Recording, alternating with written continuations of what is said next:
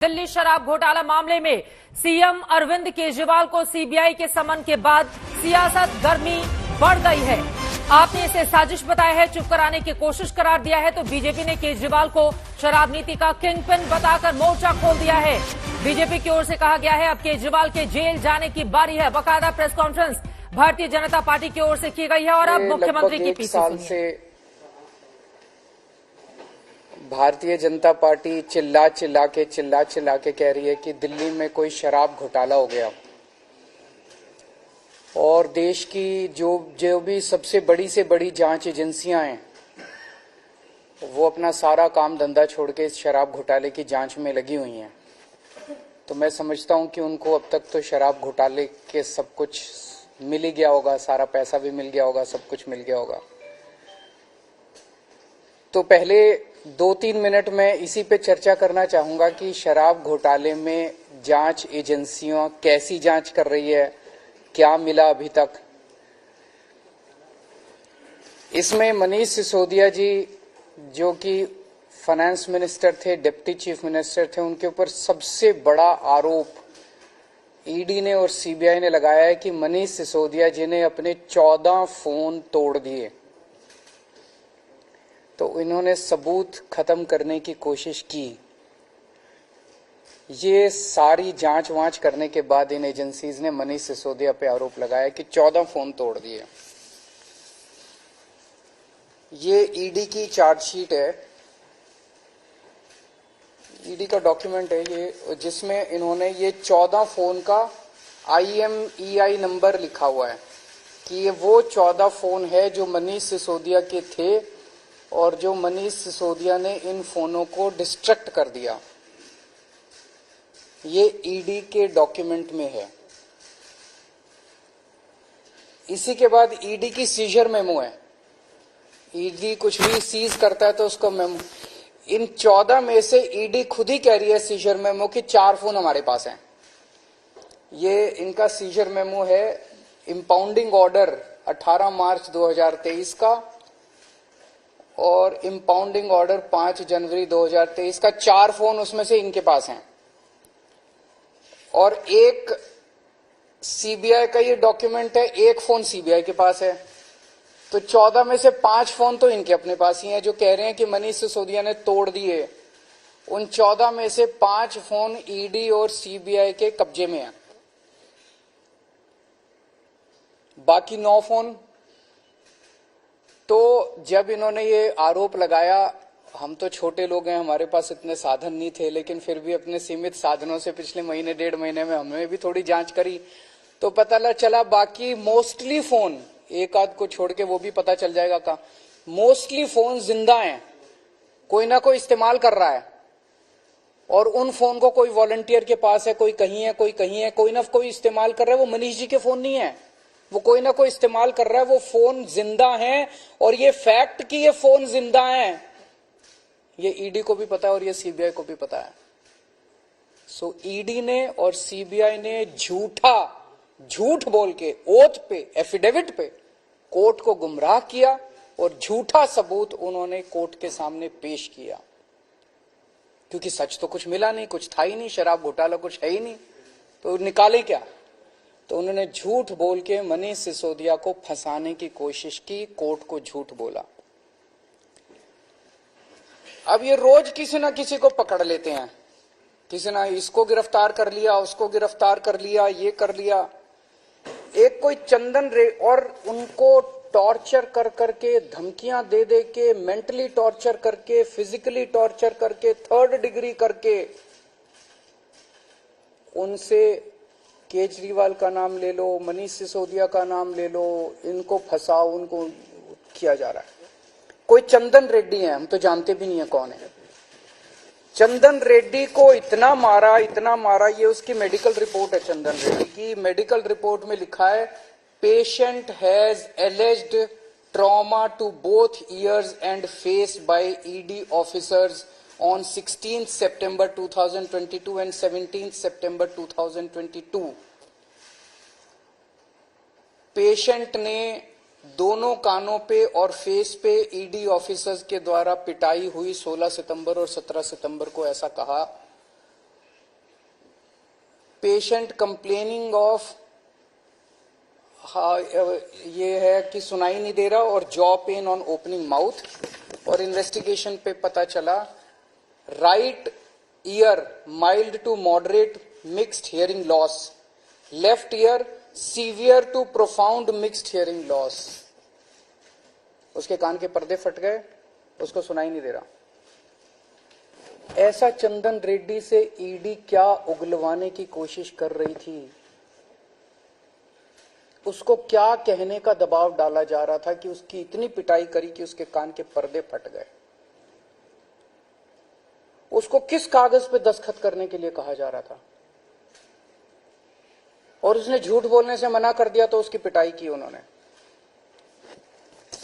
इसके बाद अरुण पिल्लई हैं कोई, उनको धमकियां दी गई, टॉर्चर किया गया, उन्होंने अपना बयान वापस ले लिया अगले दिन। उस दिन तो उनसे कुछ लिखवा लिया, कहीं साइन करा लिया, लेकिन उसके 2-4 दिन बाद उन्होंने कोर्ट में बयान दिया कि मुझे टॉर्चर करके बयान लिया गया। समीर महेंद्रू से टॉर्चर करके बयान लिया गया, उन्होंने अपना बयान वापस ले लिया। मनस्विनी से टॉर्चर करके बयान लिया गया, उन्होंने अपना बयान वापस ले लिया।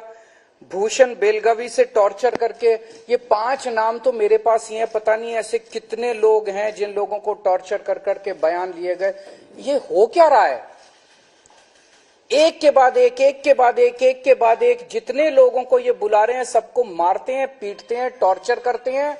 एक ऐसा व्यक्ति है जिसे एक कमरे में उस व्यक्ति को बिठा रखा था, दूसरे कमरे में उसकी वाइफ को और उसके पिताजी को बिठा लिया, और उसको बोलते हैं कि या तो इस कागज पे साइन कर दे, नहीं तो तेरी पत्नी को और तेरे पिताजी को भी जेल भेज रहे हैं।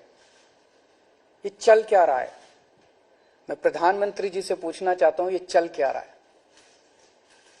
जहां कोई घोटाला नहीं हुआ वहां पे कोशिश की जा रही है जबरदस्ती करके, लोगों से जबरदस्ती करके, मार के, पीट के, धमकियां देके बयान लिखवाने की।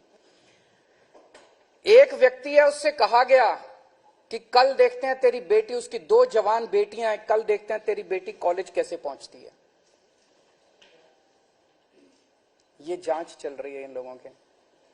एक व्यक्ति है, उसके वकील ने कोर्ट में खड़े होकर कहा कि हमारे मुवक्किल के, मेरे मुवक्किल के ऊपर दबाव डाला जा रहा है कि दिल्ली के पॉलिटिशियंस का, कोर्ट के अंदर खड़े होकर उसने बोला कि मेरे मुवक्किल के ऊपर दबाव डाला जा रहा है कि आप दिल्ली के पॉलिटिशियंस का नाम लीजिए।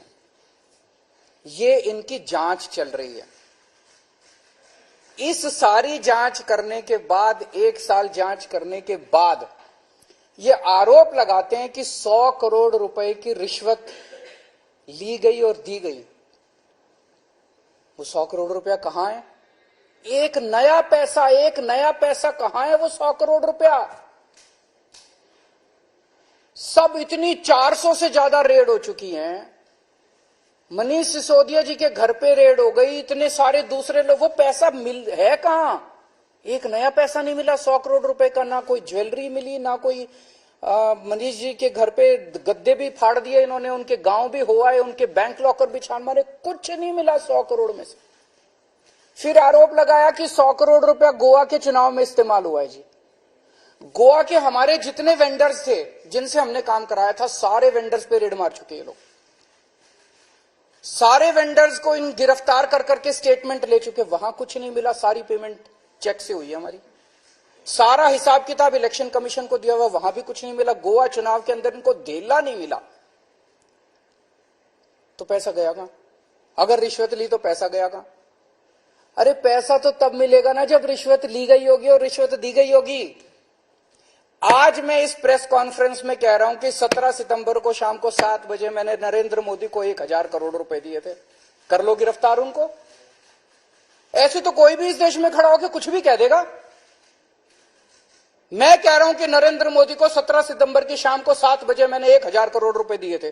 गिरफ्तार करोगे इस बेसिस पे नरेंद्र मोदी को? भाई मेरे पास कुछ सबूत तो हो कहने का। कोई तो मैं कहूंगा भाई मेरे पास ये सबूत है, मैंने दिए थे। ऐसे ही कोई कुछ भी खड़ा होकर कह देगा और गिरफ्तार कर लोगे। 100 करोड़ रुपए दिए, 100 करोड़ रुपए दिए गोवा चुनाव। अरे कहां है सबूत? कोई सबूत नहीं है।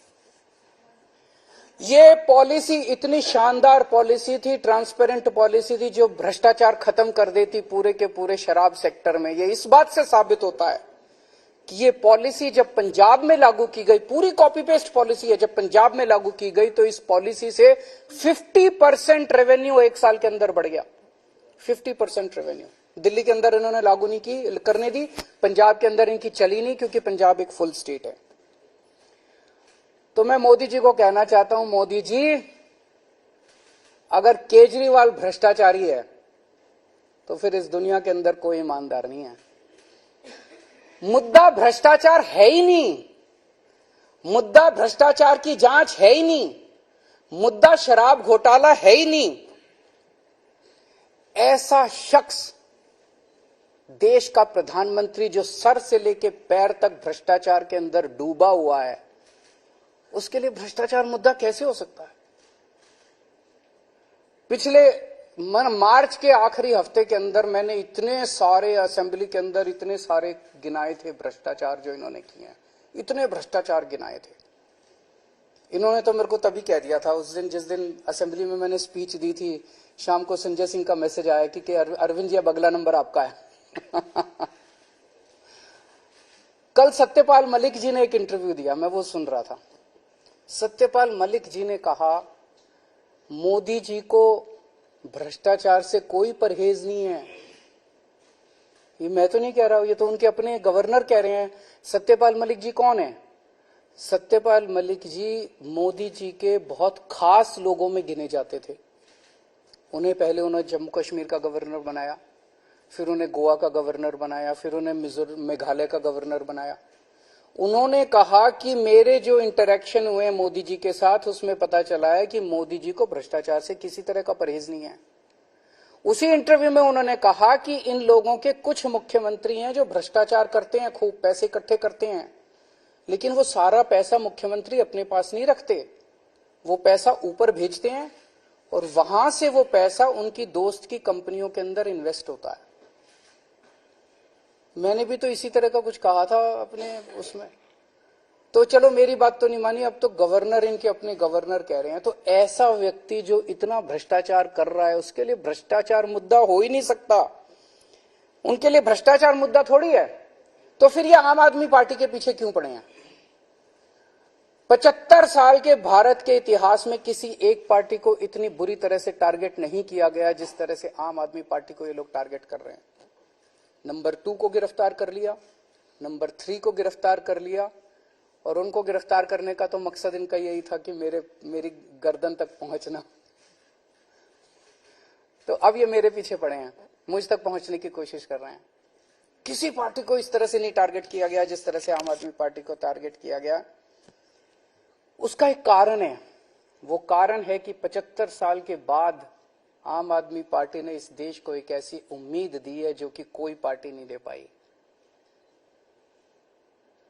गुजरात के अंदर 30 साल से बीजेपी की सरकार है, उसमें 12 साल प्रधानमंत्री मोदी जी खुद वहां पे मुख्यमंत्री रहे। 30 साल के अंदर ये एक सरकारी स्कूल ठीक नहीं कर पाए, एक भी सरकारी स्कूल ठीक नहीं कर पाए। जब मोदी जी को फोटो खिंचवाने के लिए सरकारी स्कूल में जाना था तो एक टेम्पोरेरी क्लास, एक टेंट के अंदर टेम्पोरेरी क्लास बनानी पड़ी इनको फोटो खिंचवाने के लिए। फोटो खिंचवाने लायक सरकारी स्कूल भी नहीं बना पाए। और 5 साल के अंदर दिल्ली के हमने सारे सरकारी स्कूलों का कायाकल्प कर दिया। 5 साल के अंदर हमने सारे सरकारी स्कूल ठीक कर दिए। इस देश के लोगों को आम आदमी पार्टी ने एक उम्मीद दी है कि केवल आम आदमी पार्टी उनकी गरीबी दूर कर सकती है, उनको शिक्षित कर सकती है, उनके बच्चों को रोजगार दे सकती है। आम आदमी पार्टी ने इस देश के लोगों को उम्मीद दी है। प्रधानमंत्री जी उस उम्मीद को कुचलना चाहते हैं। प्रधानमंत्री जी नहीं चाहते कि वो उम्मीद आगे बढ़े, क्योंकि अभी तक इन सारी पार्टियों को की मिलके जो लूट चल रही थी, अगर इनको स्कूल बनवाने पड़ गए, इनको अस्पताल बनवाने पड़ गए, तो उनको लूटने के लिए पैसे नहीं बचेगा। तो कल इन्होंने मेरे को बुलाया है, मैं जाऊंगा कल सीबीआई में, और मैं फिर से अंत में यही कहना चाहता हूं कि प्रधानमंत्री जी, अगर केजरीवाल चोर है, केजरीवाल भ्रष्टाचारी है, तो इस दुनिया में कोई ईमानदार नहीं है।